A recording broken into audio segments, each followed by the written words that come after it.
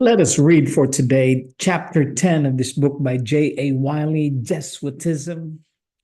We are now reading the 10th installment of this book, Understanding the Papacy and the Jesuits. Father in heaven, bless the reading of this book. I pray in the name of your Son, through your Son, Jesus Christ. Amen. J.A. Wylie wrote, and I would like to share this with you today. The organization of the Jesuits. Loyola, to whom the papacy owes so much for the help he rendered in its hour of sorest need, took his recruits one by one, as we have seen, and passed them through an ordeal longer and more severe than any by which conqueror ever trained his troops for enduring hardship and achieving victory. If the result of the test to which Loyola subjected them was satisfactory, he enrolled their names in his corps, but not till they had attained the age of 30. At 30 years, Christ entered on his public ministry, and it was deemed becoming that the companions of Jesus should not begin their public service till they had attained the same age. The 19 years going before, they were to spend as novitiates. In this, too, they were required to conform themselves to him who disputed with the doctors in the temple at the age of 12, but did not begin to preach till after an interval of 19 years. The period of Jesuit novitiate has since shortened to 9 years, still a long period when we take into account the disciplinary austerities and mortifications in which these years are passed. A few sentences will enable us to sketch the organization which Loyola gave the Jesuits. This will help us to understand the better to understand to almost omnipotent power which is wielded by the iron sides of the papacy. At the head of the body was placed the general. He ruled by a code, the constitutions to wit. But as the constitutions were kept secret and the general had the power of interpreting and altering them, his own will was his law. He could make the constitution speak what he pleased, and he could do what he would. He was the first of autocrats, the wearer of the tiara not accepted. Under the general came 6 grand divisions or princedoms. These 6 divisions over the space betwixt the Indus and the Mediterranean. The kingdoms and nations inhabiting the region so bounded constituted the civilized world of the 16th century. The general stood with his dragon foot upon it all. The governors of these 6 princedoms formed his staff or cabinet. These 6 principalities are subdivided into 37 provinces. Over each is placed the provincial, who exercises vigilant oversight over all within his province. These 37 provinces are further subdivided into houses, colleges, residences, each under a rector or provost, by whom its members are supervised and its affairs directed.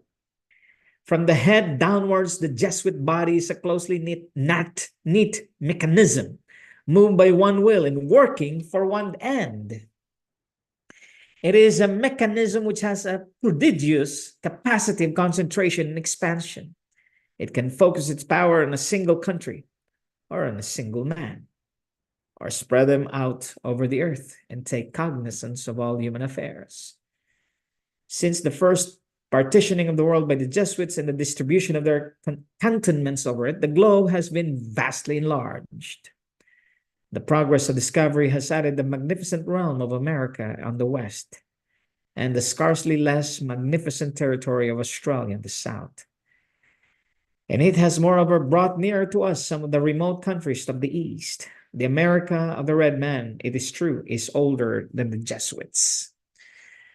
But the America of the Saxon race has come into existence since their day. These changes were not likely to pass unobserved by the order.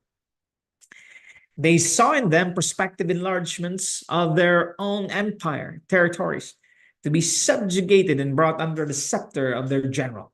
They planted them pretty quickly with their missions, thus surrounding these 6 great princedoms which occupy the old world with a zone of missions or station, which cover all the newly added regions of the globe. No country in the face of the earth has been left uncared for by the Jesuits. The vineyard which they cultivated is the world. From time to time, little companies of a dozen or score depart from Paris or Rome for these distant mission fields. True to their first pledge to serve the papacy without fee or reward, they do not ask so much even as the expenses of their journey. A loaf of bread and a bottle of wine stowed away in their wallet. A solitaire in their pocket and a staff for their hand are all they receive when sent forth. With this slender equipment, they set out with a beaming eye and their long, hard, hazardous way, cheered by the prospect of future brilliant triumphs, or should they fall in the field or rewards, yet more glorious in paradise. The whole condition of the vast empire of which he is monarch is laid before the general at short and regular intervals. From every provincial there comes to him once a month a full and minute account of the state of matters in his province. Every head of college, residence, and mission is bound to send in a similar report once a quarter. The general sees by 1,000 eyes and hears by 1,000 ears. He is thus able intently to watch the progress of the battle at all points and to know what is going on in every part of the field. He knows where to advance and attack and where it is prudent to make his troops fall back. He knows every single soldier almost in his vast army, his virtues, his failings, his capabilities. Has he any special work to do? He knows where to find the man to do it. It is necessary to glorify the papacy by martyrdom. He knows even where to find one willing to mount the scaffold. What an organization, shaped monstrous and dreadful. Its dark wings spread out to the ends of the earth, and its iron strength gathered up in its one autocratic head at Rome. Where on earth is the cost that may hope to withstand the swoop of so terrible an embodiment of force and wickedness? No cost but one can see the face of this terrible power and live, the cost even in which dwells the spirit of the eternal God. We will read chapter 11 the next time. May God help us and be merciful to us in this time of the end. The Seventh-day Adventists followed or had welcomed the Jesuits in their own churches.